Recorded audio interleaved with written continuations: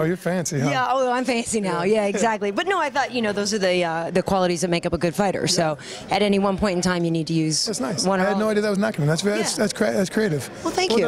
Well done. Thank you. Beauty and brains. Thanks. Karyn Bryant here with Matt Mitrione. He'll be taking on Cheick Kongo at UFC 137. What do you make of him as an opponent?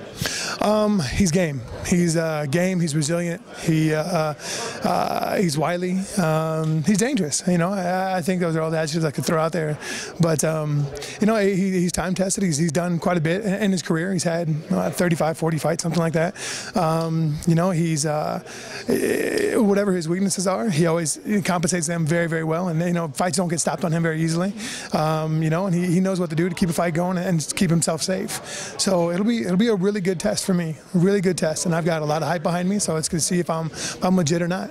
Well, absolutely, people are going to see that. And how do you see this fight going? I mean, standing up, obviously, he can be pretty dangerous. So. Yeah, but I can be too. You know, and I'll match stand up with whoever.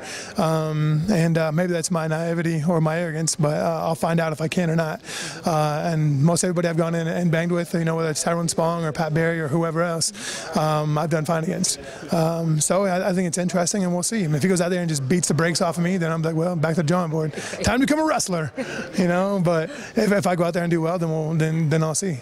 Have you spent much time around him? I know he's in Huntington Beach a lot. I know you guys know a lot of the same people, but you never actually trained together in the same gym? No, never have.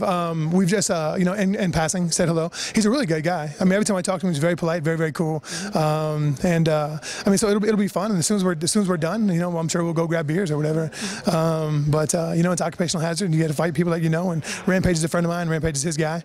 You know, so I mean, it's kind of mutual bits there. But I mean, we'll get in there and try to damage each other, and afterwards be cool. Now, I saw you over at Extreme Couture one time when I was there. I know you were training there a little bit. Where'd you do your camp, and how much was Extreme Couture involved? Extreme Couture was not involved at all, except for Coach Neal. Coach Neal came down to Indianapolis, and the reason being is that I have 3 kids, and I had a tremendous sense of guilt leaving my kids for such a long time, and that was really difficult for me, stressful on my family. So I started the gym in Indianapolis to make sure that I could get training, a private gym, not open to the public, and might open up later on, but after this fight, so I could have all my own time.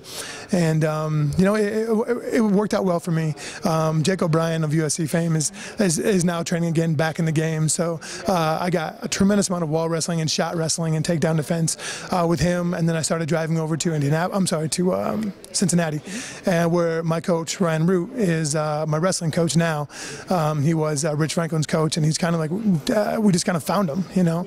And it's been great for me. And I used to train with Coach Tom Erickson, Big Cat, trained with him quite a bit. And you know, and I think Coach Erickson was so advanced that it was hard for me to learn from him, because I just couldn't pick up on what he was laying down as well.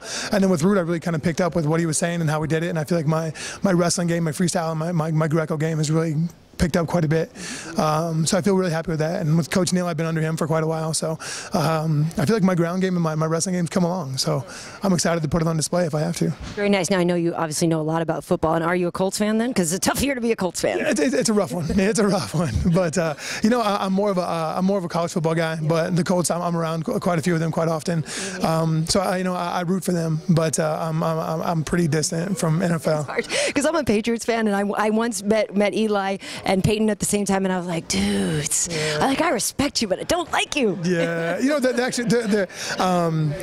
You know what I mean? Yeah, I get it. Yeah, and it's funny because once you meet them on like a personal level, then it's like, oh, you know, okay, I gotcha. Yeah. But it was right after they had spanked the Patriots in the Super Bowl, and it hurt. It stung a little. That's what we do. Yeah. When we're good, we're good. Yeah. When we're bad, we're brutal. Yeah. All right, Matt. Well, good luck to you. Thanks for talking. Thanks a lot. I appreciate it. Heat. Would you do it?